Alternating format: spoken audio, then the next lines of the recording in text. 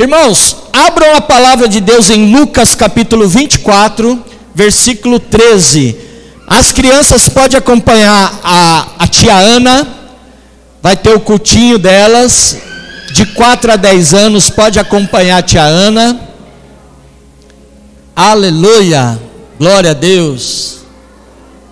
De 4 a 10 anos.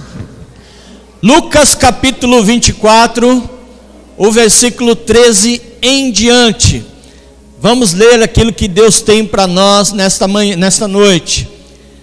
Esta passagem é muito conhecida. 2 discípulos no caminho de Emaús estão caminhando, andando. E você vai encontrar esta palavra também lá no Evangelho de Mateus. Mateus ele falou, só que Mateus ele fala de uma maneira rasa sobre este assunto. Lucas ele detalha mais, ele vai mais a fundo, ele explica melhor.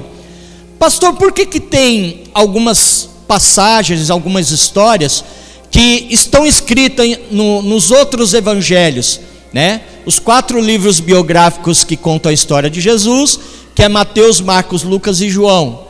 Porque algumas histórias tem em todos os 4, outras somente em uma, outras em 2, como é o caso aqui. Eu quero te dizer que talvez você pense assim como eu pensava antes de entender. Eu pensava assim, por que 4 livros sendo que podia ser um só? 4 livros praticamente falando a mesma coisa. Por que 4 e não 1? Primeiro, porque cada um desses livros, eles foram escritos para ser destinado para um povo específico. Quando você pega o livro de Mateus, por exemplo, e você começa a ler, você vai entender logo de cara, o primeiro capítulo, que Mateus está falando e mostrando a genealogia de Jesus Cristo, mostrando que o Messias ele veio da raiz de Davi.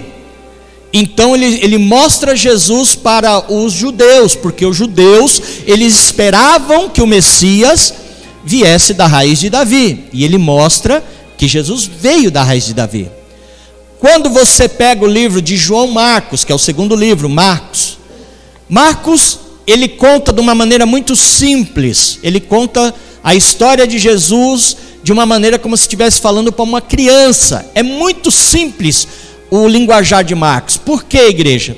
Porque Marcos estava passando Jesus, o Evangelho de Cristo, falando do amor de Jesus, para um povo que naquela época era um povo para trabalhar, era pau para toda obra, que era o povo romano, mas que eles não tinham muito entendimento.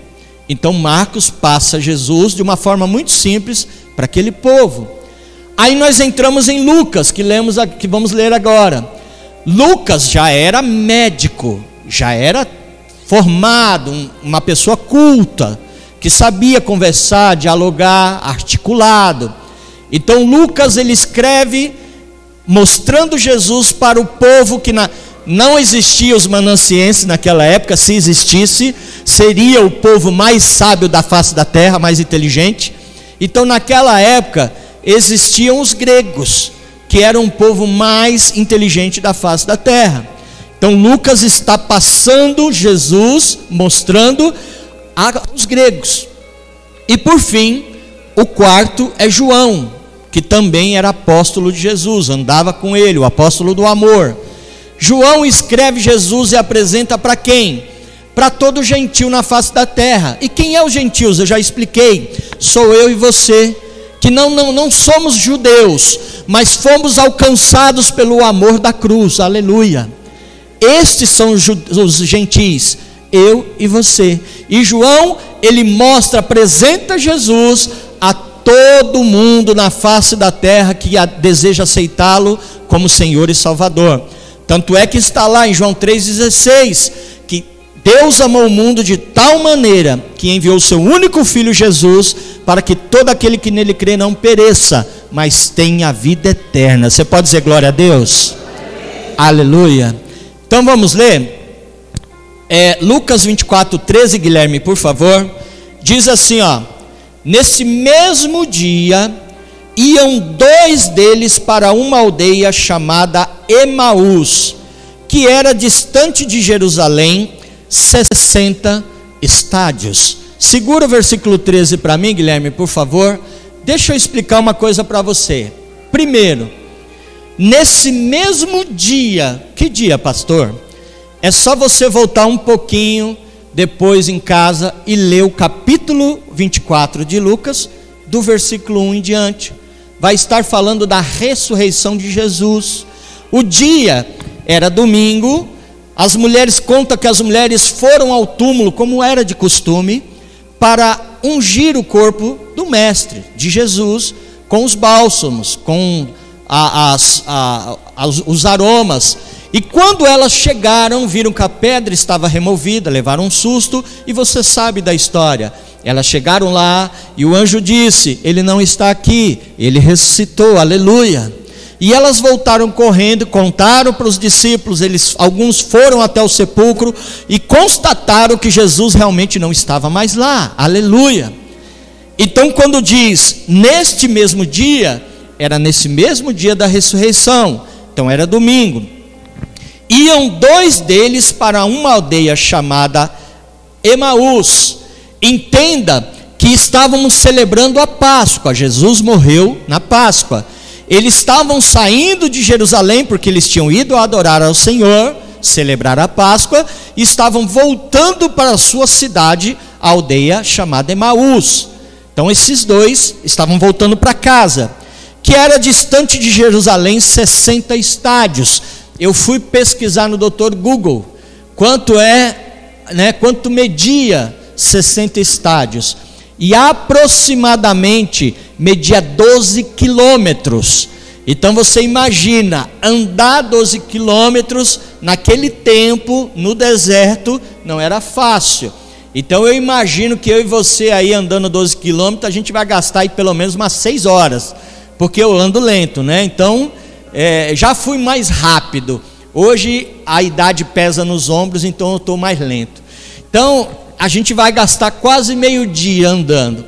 Então eles foram, versículo 14, Guilherme, iam falando entre si de tudo o que havia acontecido, e indo eles falando entre si e fazendo perguntas um ao outro, o próprio Jesus que se aproximou e ia com eles. Os olhos deles, porém, estavam como que se fechados, e eles não reconheceram que era Jesus. Olha que interessante. Aí eu volto, segura um pouquinho no 16, que a gente vai continuar já o 17. Olha que coisa interessante. Tem hora, igreja, que Jesus ele está do nosso lado, ele se apresenta ao nosso lado, mas a gente está tão focado no problema e na dificuldade que a gente não percebe que ele está do lado. Aleluia. Você já percebeu isso? Você já participou de alguma situação que você fala: meu Deus, era Jesus por ali falando comigo e eu não dei crédito, não dei ouvido? Ou então o contrário, que você falou: meu Deus, graças ao Senhor que eu ouvi a voz do Senhor, porque senão tinha dado ruim. Eu me lembro que uma vez um pastor que morava lá em Salvador, ele foi pregar na nossa cidade que eu morava, Itapetinga. Então ele veio de ônibus até Vitória da Conquista, e de Vitória para Conquista ele ia para a nossa cidade, Itapetinga. Tudo que eu vou falar aqui para o Marcelo e para a Cleidiane, eles vão entender de letra, porque moraram lá, então vão entender tudo que eu estou falando aqui, né? E aí quando ele chegou na rodoviária de Vitória da Conquista, o ônibus para Itapetinga estava saindo, e ele correu, foi no guichê e falou: pelo amor de Deus, segura o ônibus, porque se eu perder esse ônibus, só daqui a 4 horas vai ter outro ônibus para a cidade. Eu vou ficar aqui panguando 4 horas. E não seguraram, por causa de 5 minutos ele perdeu o ônibus. E ele na hora ele ficou chateado. Eu e você também ficaríamos, né, igreja? Só que aí eu lembro que ele falou que tinha um homem do lado dele que falou assim: meu querido, todas as coisas contribuem para o bem daqueles que amam a Deus. Fique em paz. E ele não entendeu muito na hora. Depois passou um tempo, ele pegou o ônibus e foi para Itapetinga. E nesse trajetório de Vitória da Conquista para Itapetinga, tem uma serra, né, Marcelo? A Serra do Massal. Ô serrinha cavernosa, viu? É cruel. Infelizmente, eu já tive amigos que morreram nela, porque ela é complicada. E quando ele estava dentro do ônibus que ele passou, ele viu o ônibus que ele perdeu tombado na Serra de Marçal. Aí ele falou assim: verdadeiramente, Jesus, ele me deu uma segunda chance. Ali, Deus usou a vida daquele homem para falar comigo, e eu não tinha entendido. Mas depois ele entendeu o livramento que Deus deu na vida dele. Você pode dizer assim, glória a Deus?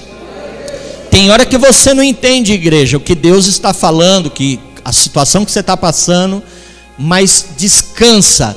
Eu quero dizer que todas as coisas contribuem para o bem daqueles que amam a Deus. Aleluia. E aí continuando, versículo 17, Guilherme, por favor. Então Jesus perguntou: que palavras são essas que caminhando trocais entre vós? Eles pararam entristecidos. Um deles, cujo nome era Cleopas, perguntou-lhe: és tu o único peregrino em Jerusalém que não sabe das coisas que aconteceram lá nesses dias? Perguntou ele. Quais? Perguntou ele, Jesus, tá? Quais? E responderam eles: as que dizem a respeito de Jesus de Nazaré, que foi profeta, poderoso em obras e palavras diante de Deus e de todo o povo, e como os principais sacerdotes e as nossas autoridades o entregaram para ser condenado à morte e o crucificaram. Ora, nós esperávamos que fosse ele quem redimisse a Israel, mas agora, além de tudo isso, é já hoje o terceiro dia desde que estas coisas aconteceram. Dá uma paradinha aí, versículo 21, depois nós continua. Ele falou assim: ora, já é o terceiro dia. Sabe por quê? Havia uma crença entre o povo judeu. Eles acreditavam que quando uma pessoa morria, o seu espírito ficava rondando em volta do corpo durante 2 dias. E se essa pessoa ressuscitasse durante esses 2 dias, eles não teriam tido como um milagre. Eles iam falar que era uma consequência natural, porque o espírito voltou para o corpo. Sabe essas coisas de espiritismo que eles pensavam? Mas aí, quando deu o terceiro dia e as expectativas, as esperanças haviam acabado, foi aí que Jesus Cristo ressuscitou. Aleluia. A esperança dele havia acabado. É por isso que quando você lê João 11, a história de Lázaro, quando Jesus chega, primeiro ele ouve falar que Lázaro está doente, e ele está dizendo lá: mas essa doença não é para a morte, é para a glória de Deus. E ele permanece, ele não vai. E aí falam: mas ele está muito doente, mas aprove que eu fique, para que eu não vá, para que Deus seja honrado através da vida dele. E ninguém entende porque que Jesus está sabendo que o seu amigão está doente, está precisando dele, e ele não vai. Aí quando vem a notícia: Lázaro morreu, e Jesus diz: Lázaro dorme. E isso aconteceu para que Deus seja glorificado. O povo não entende. Quando ele chega lá, você lembra da história, já dizem para ele: ih, Senhor, já era, chegou atrasado. Mas eu quero dizer para você, igreja, nosso Deus nunca chega atrasado. Aleluia. Ele chega na hora certa. Aleluia. E você sabe o desfecho da história. Jesus ressuscitou a Lázaro, ele viveu de novo, glórias a Deus. Mas voltando aqui, versículo 22, querida. É verdade que algumas mulheres do nosso meio nos surpreenderam. Foram de madrugada ao sepulcro, mas não acharam o corpo dele. Voltaram dizendo que tinha tido uma visão de anjos que dizem estar ele vivo. Alguns dos que estavam conosco foram ao sepulcro e acharam ser assim como as mulheres haviam dito, mas a ele não viram. Então Jesus lhes disse: ó tolos e tardios de coração para crer em tudo o que os profetas disseram. Não era necessário que o Cristo padecesse estas coisas e entrasse na sua glória? E começando por Moisés, por todos os profetas, explicou-lhes o que dele se achava em todas as escrituras. Quando se aproximaram da aldeia para onde iam, fez ele como que ia para mais longe. Ele, porém, insistiram dizendo: fica conosco, pois é tarde e o dia já declina. Então Jesus entrou para ficar com eles. Você pode dizer glória a Deus? Aí quando eu leio esta passagem, esse versículo 29 e 30, que fala que Jesus, fica conosco, alguns aqui que são novinhos não vão nem lembrar, não vão nem saber o que eu estou falando. Eu lembro daquela música da Mara Lima, Muitos pensam que foi o Lula que fez, mas não, o nome é Divino Companheiro, mas é da Mara Lima, Aquela música que fala assim: fica, Senhor, já se faz tarde, tens meu coração para pousar, faz em mim morada permanente, fica, Senhor, meu Salvador. Aí os caras falam: ô pastor, só é das antigas, hein? Mas eu gosto, música raiz, aleluia. Versículo 30, Guilherme, por favor. Aí quem está assistindo vai falar assim: pastor, o senhor chamou agora há pouco o Guilherme de meu amor, Mas não foi, é que a minha esposa que assumiu o lugar ali do Guilherme, viu? Aí você não vai entender. Aí o Guilherme voltou agora, ele foi beber água, agora ele voltou, viu? Senão os irmãos que estão assistindo vão falar: oxe, o pastor falou meu amor para o homem. Mas é meu amorzão, meu filhão, aleluia. Glória a Deus, eu amo esse menino. Inclusive, domingo que vem eu quero dar também uma oportunidade para ele testemunhar. Esse menino tem uma história linda. Eu e minha esposa, quando nós conhecemos ele, ele vai falar o dia que nós conhecemos ele, aonde ele estava quando nós conhecemos ele. Vocês vão ficar de queixo caído. Você olha assim e fala assim: que menino abençoado, aleluia. Não sabe de nada, inocente, aleluia, sabe de nada. Tem história aí, viu? Mas glória, história de vitória, aleluia. Isso que é mais importante, que Deus fez e está fazendo na vida dele. Basta olhar a noiva que ele deu, Só olhar a noiva, que bênção, É resposta de muita oração ajoelhada no milho, Aleluia, Glória a Deus. Versículo 30, Guilherme. Estando com eles à mesa, tomou o pão, abençoou, partiu e lhes deu. Olha que coisa linda.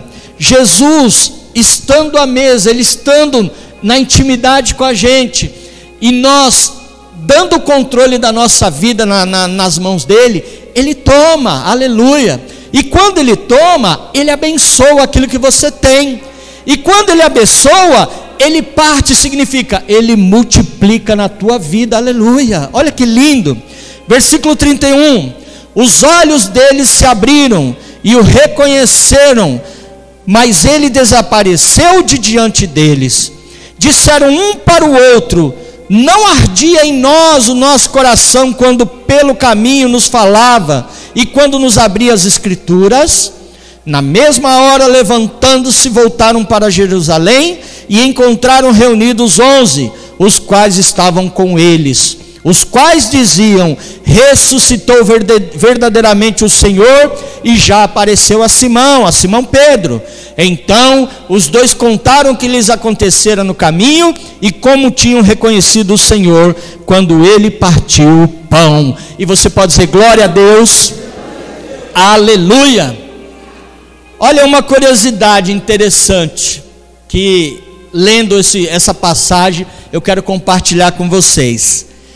Eles se encontraram com Jesus no comecinho do dia, era de manhã ainda, e só chegaram em Emaús, na aldeia de Emaús.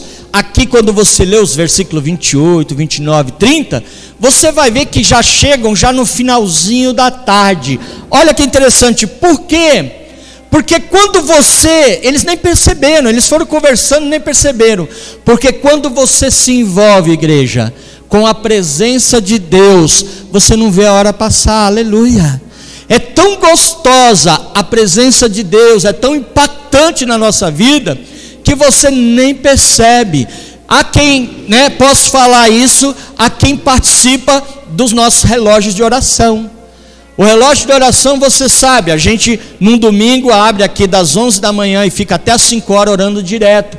E todo mundo que vem pela primeira vez fala a mesma coisa: Fala assim: pastor, eu estava meio com a pulga atrás da orelha de vir, porque eu sou meio assim, oração de atirador de elite, né? É aquela coisa de 5 minutos e já orei pelo mundo inteiro, abençoei todo mundo em 5 minutos.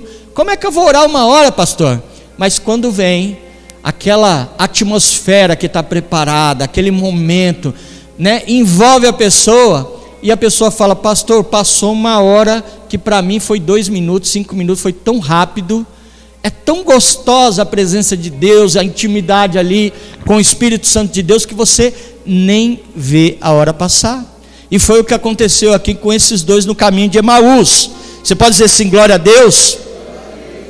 O caminho de Emaús é um momento para nós estarmos refletindo sobre a nossa vida.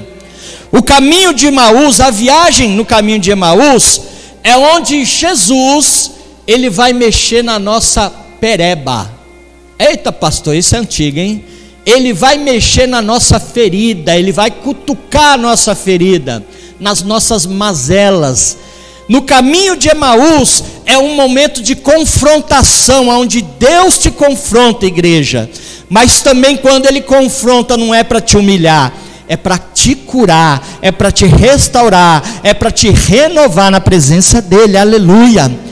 Então aceite a confrontação de Deus na tua vida, porque Deus tem o melhor, ele sabe o que é melhor para você. Aleluia. A viagem no caminho de Emaús, geralmente ela é carregada, ela é cheia de frustrações.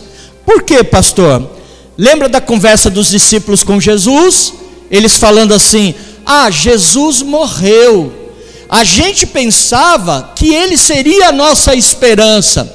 E tem muita gente que vem à igreja, talvez até você entrou, e você entrou pensando: meu Deus, a minha vida não está boa, meu casamento não está legal, os meus filhos não estão bem, aquela minha pessoa, aquela perseguição no trabalho, a minha esperança está frustrada. Mas eu quero dizer para você: você veio ao lugar certo. Aleluia. E quem te trouxe aqui, antes de ser sua perna, antes de ser seu carro, antes de ser o ônibus, foi o Espírito Santo de Deus que te trouxe aqui. Porque nesta noite, Jesus está falando com você: há esperança para a árvore cortada. Aleluia. Aleluia, há renovo para a tua vida. Mas deixa eu te falar uma coisa: você que entrou às vezes abatido e sem esperança, no caminho de Emaús, não importa a opinião dos romanos, de Pôncio Pilatos, de Herodes, de Judas Iscariotes, não adianta as multidões, não adianta os likes, não adianta. Por quê? Porque o que importa mesmo é que Jesus Cristo está vivo. Aleluia. E isso é fato, ele está vivo. Maomé, ele não pode se manifestar nos lugares nos lugares que ele é adorado. Buda também não pode se manifestar no lugar que ele é adorado. Os santos que são canonizados, eles não podem se manifestar no lugar aonde eles são adorados. Mas o nosso Senhor, ele disse: aonde estiverem 2 ou 3 reunidos em meu nome, ali eu estarei. Ele está aqui. Aleluia. Ele se faz presente neste lugar, glória a Deus, e por isso ele é adorado através da minha vida e da sua vida. Aleluia. E quando você se conscientiza dessa realidade, a viagem no caminho de Emaús se torna prazerosa, ela se torna uma viagem agradável, uma viagem de intimidade com Deus. Aleluia. E o caminho de Emaús é para quem tem um propósito de vida. Eu tenho, desde o dia que eu aceitei Jesus como Senhor e Salvador, eu tenho um propósito de vida, que é pregar esta palavra, testemunhar desta verdade, deste amor a todos que estão aí fora, dizer para os 4 cantos que Jesus Cristo é o Rei, é o Senhor, Ele ressuscitou, Ele está vivo, e Ele pode mudar a situação dessas pessoas que estão aí totalmente desoladas. Esse é o meu propósito de vida, e eu espero que seja o seu também, em nome de Jesus. Aleluia. E eu quero te lembrar uma coisa: muitos milagres, quando você lê a Bíblia Sagrada, quando você vê a história do pessoal antigo, você vai ver que muitos milagres foram feitos no caminho. Você lembra que a história, quando você vê a história de Moisés, por exemplo, Deus não deixou Moisés entrar na terra prometida, você lembra disso? Mas Moisés, no meio do caminho, ele viveu situações, experiências que aquele povo que entrou na terra prometida não viveu. Quer um exemplo? Moisés, ele viu Deus face a face enquanto ele estava caminhando. Só Moisés recebeu de Deus, do próprio Deus, as leis, as tábuas da lei, para poder transmitir ao povo. E Moisés, ele ficou por 40 dias e 40 noites na nuvem da glória de Deus. Olha que bênção, aleluia. O cego Bartimeu, lembra dele? Aonde ele estava? Na beira do caminho. E aonde ele recebeu o milagre dele? Na beira do caminho. Então fique atento aos sinais, aleluia. Jesus pode estar passando, o Espírito Santo está passando aí do teu lado, então não perca os milagres na beira do caminho. Você pode dizer assim, glória a Deus. Talvez Jesus já começou a trabalhar um milagre e você nem está percebendo. Você nem percebeu, ao longo da caminhada, ele já começou a trabalhar o milagre, aquilo que você precisa, e você nem percebeu. O nosso apóstolo, ele tem uma história, que ele conta de vez em quando, que ele fala assim, um dia, eu estava desempregado e precisando trabalhar, porque eu ia casar, eu queria casar e eu estava sem trabalhar, e eu estava já na igreja, servindo a Deus. E aí um dia eu fui no Belém, porque disseram, um amigo falou, vai lá fazer uma entrevista, porque olha, está meio caminho andado, você passando na entrevista, você está empregado. E ele foi, era uma firma boa, e ele disse que no caminho, foi um irmão com ele, e o irmão contando a história, falando assim, rapaz, eu saí da cadeia faz uma semana, e ele olhou assim e falou assim, esse cara não tem chance não, coitado, esse cara vai, mas eu acho que já era, né? Chegando lá, ele passou por algumas etapas, até a hora que foi para a psicóloga, e esse irmão que estava do lado, que saiu da cadeia, foi na frente dele, e a psicóloga pegou, deu o cartão e falou assim, providencie esses documentos aqui, e você me traz o mais rápido possível, para você começar a trabalhar. E ele disse assim, glória a Deus, o irmão conseguiu, e se o irmão conseguiu, eu vou conseguir também, aleluia. Quando ele foi falar com a psicóloga nem olhou para a cara dele, estava de cabeça baixa, e falou assim, olha, seu telefone é esse aqui, então se eu precisar eu ligo para você, tá bom? Aí ele falou, mas peraí, aí ele ficou bravo com Deus, falou, mas Deus, e eu estou precisando. E ele saiu lá daquele dia, e ele disse assim, que ele estava tão encaroçado, que ele falou, não, hoje eu só volto para minha casa empregado, eu vou andar e vou bater em tudo que é empresa aí, vou pedir emprego, e saiu, igual um doido, saiu lá, pedindo, batendo nas portas, está precisando de gente aí, quero trabalhar, precisa aí, posso deixar meu currículo, e saiu, disse que andou, mas andou muito, até a hora que ele não aguentou mais, e ele falou assim, só tem um passe, nem dinheiro para comer ele falou que tinha naquele dia, ele falou, só tem um passe, vou embora para casa antes que eu perca esse passe aqui, vou embora, estou cansado. Está no ponto assim, vem dois jovens, e os dois jovens falam, aí mano, passa tudo, é um assalto. Ele falou, mas eu só tenho um passe na carteira, mostrou a carteira, os caras olhou para o outro e falou, mas nós somos azarados, e com tanta gente aqui nós vamos pegar logo um pé rapado, né? E disse que ele olhou para o céu assim, olhou e falou, Deus, valeu, hein, Jesus. Aí ele falou, eu não tenho nada. Quando ele fez assim, ele disse que ele estava com um relógio xing-ling. Aí o cara falou, vai, para nós não perder a viagem, dá esse relógio aqui. Aí ele disse que ele olhou e falou assim, Deus, o senhor está de bom humor hoje, né? Aleluia, né? Pensa, irmãos, pensa numa situação como essa. Aí ele disse que foi para casa, chateado, e era mês de janeiro, e ele falando, meu Deus, eu preciso trabalhar. Final de janeiro ele subiu ao monte, e na hora que ele está no monte, passa, porque quem já foi no monte sabe que você está lá orando, você está no arraial lá, cantando, sempre passa um homem, uma mulher de Deus, né? E profetiza alguma coisa, fala alguma coisa para você, libera uma palavra, é normal isso no monte. E ele está lá e disse que passou um irmão e falou assim, irmão, ô varão, Deus já falou que assinou tua carteira. Ele falou, glória a Deus. Aí ele falou, no céu. Ele falou, vai para lá. Ele ficou bravo, ele falou, Deus, o senhor está de brincadeira comigo, né? Mas naquele dia, quando ele foi para casa, ele falou, não, peraí, o irmão não está de todo errado não, Deus está falando comigo, e eu não estou, Deus está falando e eu não estou percebendo. Sabe por quê? Já era final de janeiro, e aí ele lembrou, ele estava aliançado com um ministério, não era Manancial de Vida, era um outro ministério que ele caminhava, e ele estava aliançado. E no dia 2 de janeiro, abriram a porta da igreja e o pastor presidente colocou ele para dirigir a igreja, para trabalhar na igreja. Então ele falou, meu Deus, a porta abriu desde o dia 2 eu não me liguei, aleluia. Ele conta essa história, um dia quando ele contar você vai ouvir de novo. Deus já tinha aberto a porta há muito tempo e ele não tinha se ligado, não tinha percebido. Então o que eu quero dizer para você, igreja? Às vezes Deus já até falou com você, já preparou a bênção e você não percebeu. Então se liga, em nome de Jesus, fica atento aos milagres, aos sinais, em nome de Jesus. Você pode dizer glória a Deus?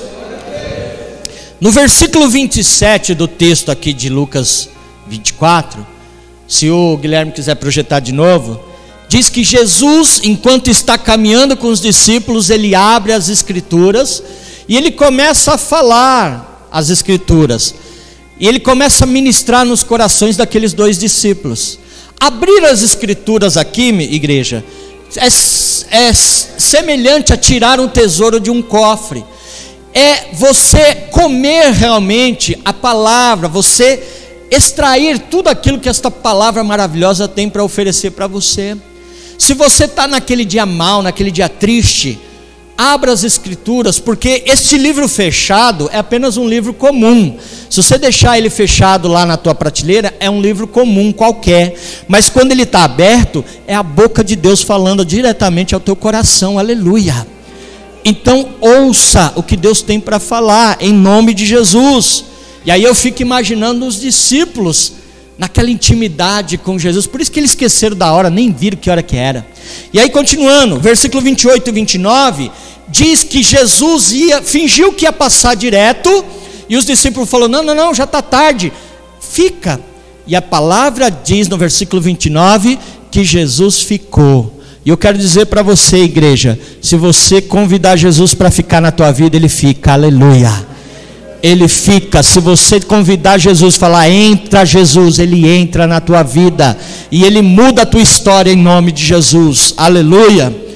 E aí os versículos de antes vai falando, principalmente o 32, que os discípulos, quando viram que é Jesus no partir do pão ali, eles disseram um ao outro, era por isso que ardia o nosso coração quando ele falava das escrituras. É por isso que a gente sentia aquela sensação gostosa, aquela sensação maravilhosa, quando o Senhor falava conosco.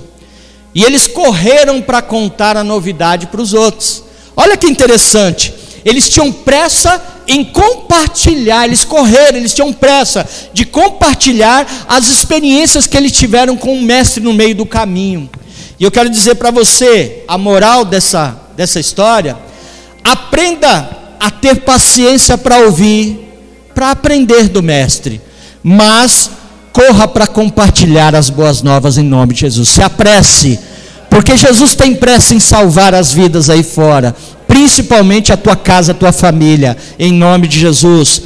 Pessoas têm urgências de ser alcançada aí fora, tem pessoas que têm urgência. Talvez hoje existam pessoas que vão cruzar a tua vida, e essas pessoas estão pensando até de repente fazer uma besteira na vida delas, e você pode ser a resposta, um canal de bênção para mudar a história dessa pessoa. Amém? Glória a Deus. E eu já estou terminando. Eu quero até pedir que o louvor venha aqui em nome de Jesus, suba aqui. No caminho de Emaús, somos guiados pelo Espírito Santo de Deus. Mateus capítulo 4, do versículo 1 em diante, você vai ver quando Jesus ele foi levado ao deserto pelo Espírito Santo, para ser provado ali pelo diabo. Você vai ler essa história. E a minha esposa começou a falar de deserto aqui, né? E eu falei, Jesus, né? O deserto é para muita gente, fala assim: ah, deserto é ruim. Mas deserto na vida do crente é faculdade. É a faculdade do Espírito Santo. É onde o seu caráter é forjado, onde Deus se torna você uma pessoa melhor. Aleluia. É onde você aprende a ter intimidade com o Espírito Santo. Aleluia. Deserto é treinamento. E o que é ser conduzido pelo Espírito Santo, pastor? Quem tem carro e dirige aqui vai saber. O carro ele tem aquela ventoinha, que quando o motor esquenta demais, a ventoinha aciona. Para quê? Para dar uma resfriada no motor, porque senão o motor vai explodir, vai queimar, vai dar ruim. E o Espírito Santo, o guiado pelo Espírito Santo, é isso. Quando a gente está naquela situação, fazendo algo que está desagradando o coração de Deus, o Espírito Santo vem, aciona a ventoinha da nossa vida e fala: pera aí, meu filho, opa, dá um break aí, dá um stop aí, vai com calma. É o Espírito Santo que guia a nossa vida. Aleluia.